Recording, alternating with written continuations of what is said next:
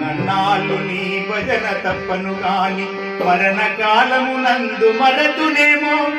ఆవేల యమదూతలాటంబున వచ్చి ప్రాణముల్ వెగలించి పట్టినప్పుడు కపవాత పైత్యముల్ గప్పగా భ్రమచేత కపవాత పైత్యముల్ గప్పగా భ్రమచేత గంపముద్భవమందు కష్టపడుచు అయ్యా శివువతో నిన్ను నారాయణాయనుచు పిలుతునో శ్రమ చేత పిలువలేనో